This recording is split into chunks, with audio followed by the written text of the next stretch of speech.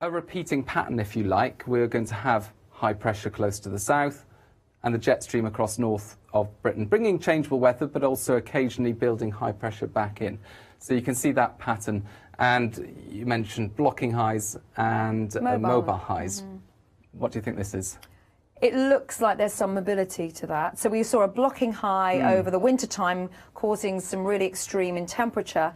This looks like a very different setup, Aidan. Yeah, a blocking high would be an area of high pressure that just sits in one place, bringing just the same weather pattern for days or weeks at a time. Now, you can see how this high pressure, well, one moves away through the next few days, another one builds in, the jet stream dips further south. So the jet stream is continuing to bring weather systems from the west to the east. Now, when we have a blocking high, the jet stream tends to be diverted. It tends to be much more loopy, much more wobbly, and you get stuck in a rut. As far as the weather's concerned, it's not always a rut in terms of hot and dry weather. It can be cold weather in the winter, or it could be just unsettled weather. If you have low pressure sitting over the country, we're not really stuck in a rut over the next week or so. But we do have high pressure building in again and again. So these high pressures, these relatively small areas of high pressure move in from the west, decline, and then another one comes in to replace it. And I think the key thing about a blocking high, it deflects weather systems around the top or around the side of it, and that's not what we're seeing. That's the reason why Scotland's seeing wet and windy weather today, because the high is not strong enough to just keep those weather systems at bay. And that's what's going to happen over the weekend as well. So we talked about the air turning very warm over the next few days, whether it's the Fern effect or I've put on the temperature map here, so you can see the different colours. And you've got red colours over the next, if I play it, you've got red colours over the UK during Tuesday to Thursday. Increasingly, actually, these orangey colours. So actually a lot of mild air.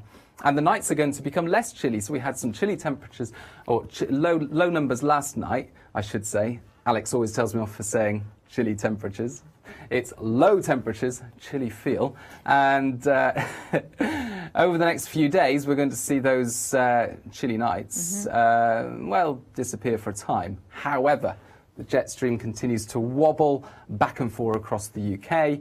And as we approach the weekend, you can see it dives to the dives across the UK from the north. These more bluey colours appear, and so those chilly nights are back.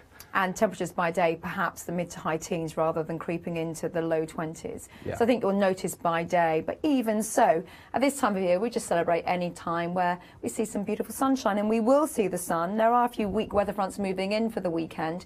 It does mean there'll be a little bit of rain around, particularly on Sunday, but even so, most of us will get away with a mostly dry weekend with some sunshine. And we're not complaining, are we? Because we had some stormy weather last week. This week it's a bit quieter in the south, although yesterday was sunny everywhere. And tomorrow, yes, more gales and rain in the north, fine in the south again. So lots of warm sunshine. This is something that we were talking about before, actually. Ian Gregory on YouTube asks, is this an Indian summer? Oh, right, OK. So every year we talk about this, and the 25 years I've been forecasting, every year we have to redefine the Indian summer, because a lot of the time when we get lovely spells of warm weather and sunny weather in September, we can almost define it as an extension of the summer.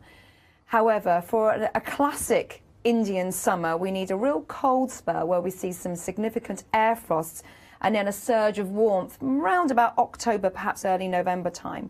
So it's a bit early for an Indian summer, but I think, to be honest, the definition may just become more and more diluted as people just think, well, actually, Indian summer is nice weather from September onwards. Well, yeah, I mean, I guess definitions change over time. And this is a quite historic definition relating to Native Americans, and yeah, it's got all sorts of meanings that go back many, many years. Now, we had a frost last night, we've got some warm weather, so yeah, okay, maybe, you know, the jury's out. We discussed this yesterday. Me, Aidan and Alex were discussing it yesterday, and it was about a good half an hour discussion, and we all had different viewpoints. Yeah, I think that will continue to be the case. But we do have our own explainer on blocking highs, on Indian summers and diurnal range on our YouTube channels and also on our website. So check that out and decide for yourself.